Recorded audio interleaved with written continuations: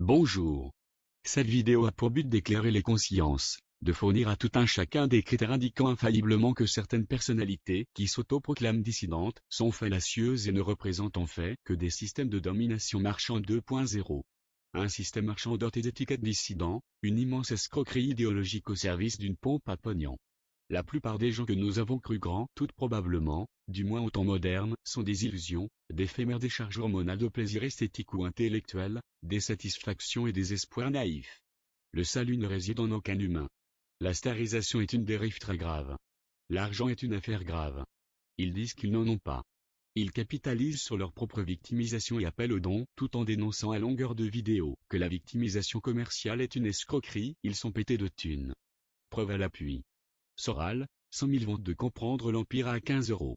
Il doit en gagner au moins 10%, soit 1,50 € égale 150 000 €, soit environ 2 300 € net d'impôts par mois pendant 4 ans, depuis parution, pour les années 2011 à 2014, sans rien foutre.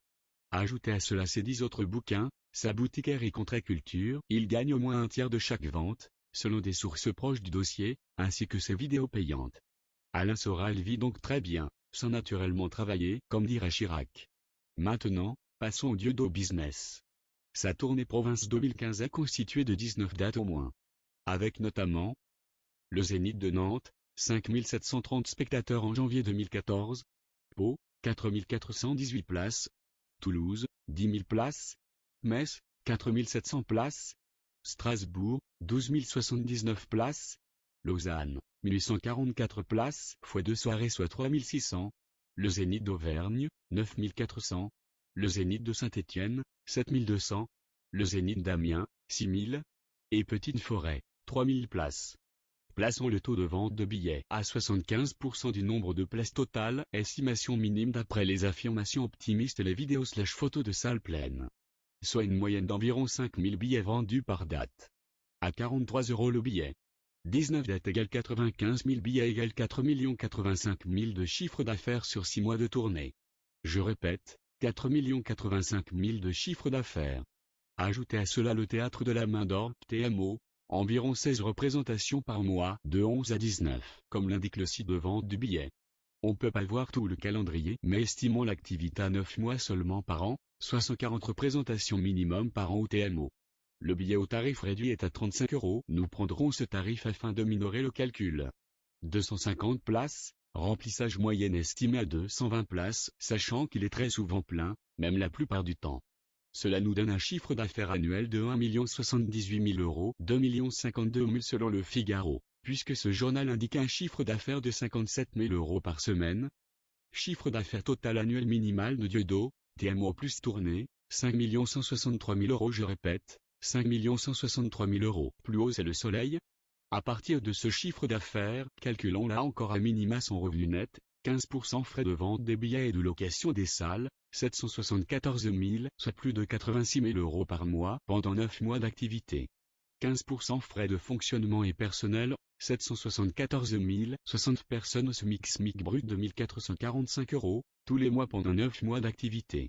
Reste 70% du chiffre d'affaires, soit 3 614 000 bruts, auquel on enlève un tiers, soit 33% d'imposition. Les calculs exacts prendraient des heures selon tranche, taux, part, assiette, voire des mécanismes d'optimisation fiscale, etc.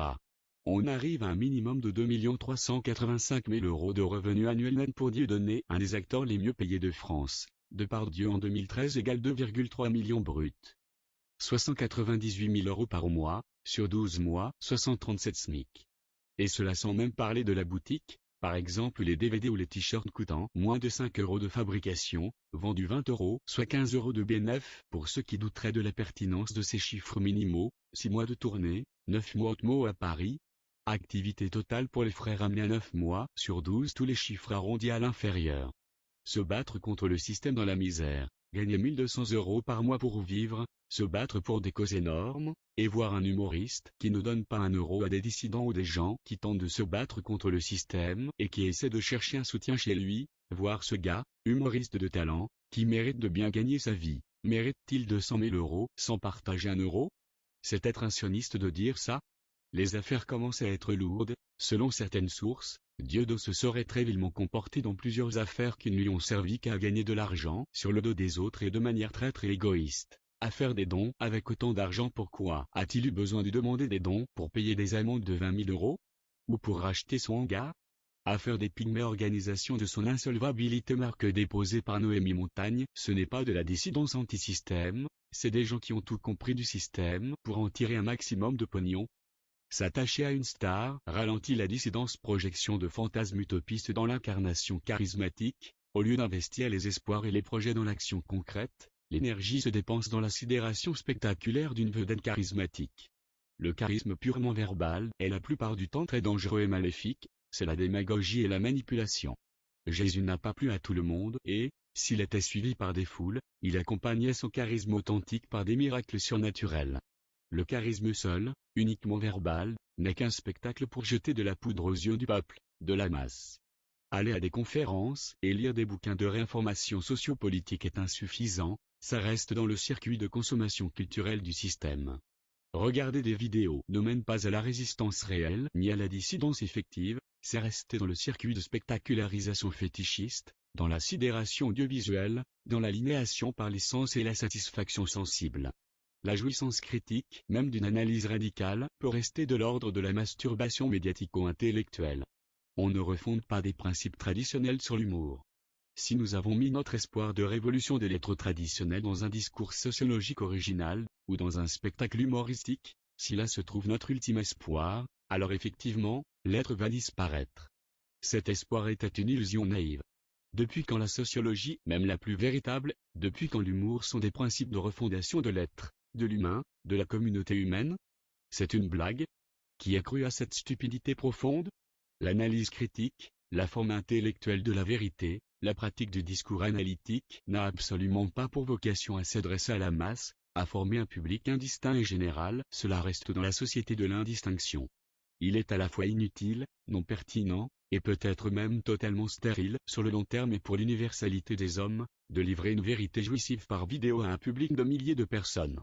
Seule une élite, de facto, qualifiée peut accéder à la vérité sur le système humain, élite qui doit elle-même devenir capable de prendre les rênes de la société humaine. C'est un fait, seule une élite peut renoncer à certains plaisirs grossiers pour trouver dans la pratique du logo et la pensée doctrinale la vérité vivifiante des principes universels, qu'il faut ensuite appliquer aux conditions locales. Ces connaissances étendues nécessitent de hautes qualifications qui sont rares de facto dans la population humaine. La véritable société humaine est hiérarchique, et les vrais hommes traditionnels ne sont pas ceux qui se font à un public admiratif, mais qui structurent une élite capable de réaliser la révolution traditionnelle, ou à défaut, de rétablir une communauté refondée sur la doctrine traditionnelle et métaphysique de l'être. Il est donc facile d'appliquer désormais ce critère à n'importe quelle figure de la dissidence. En appliquant ce critère, il y a celles qui se font à un public indistinct, en général rémunérateur, sur un mode marchand, qui ne font depuis des années qu'entretenir ce public médiatique, comme on entretient un troupeau à tondre. Il y a celles qui travaillent à la refondation de principes traditionnels, sur la base de la hiérarchie cosmique des êtres vivants. Regarder des vidéos, aller à des conférences, des spectacles, ce n'est pas se comporter en être vivant, c'est se comporter en mouton ou pigeon ontologique, c'est s'inféoder au jeu aliénatoire du spectacle, à la sidération audiovisuelle de la starisation marchande. Regardez cette vidéo elle-même est pitoyable au regard de la vie de l'être. Moi qui parle concède cette stupidité à ce média aujourd'hui incontournable, mais moi qui parle, n'entends pas y durer pour m'y faire une place marchande, ce que je dis est vrai dans la mesure où je n'en fais pas de la marchandise ou du spectacle, dans la mesure où ce que je dis amène intégralement à se convertir en pure vie de l'être et en spiritualité véritable. La vidéo est un pis-aller temporaire, lorsqu'elle est devenue pour d'autres stars de la dissidence un robinet de pognon, une affiche spectaculaire, et même une affiche électorale. L'action concrète où doit-elle être? Il n'y a pas à chercher beaucoup, dans les principes de notre existence, refondation de la vie intérieure et sociale sur la spiritualité traditionnelle, qui de nos grands dissidents représente cette nécessité fondamentale? Aucun. Refondation de la vie cosmique sur l'agriculture durable, traditionnelle, le refus de toute marchandisation de l'être, y compris de l'être minéral, végétal, ou animal.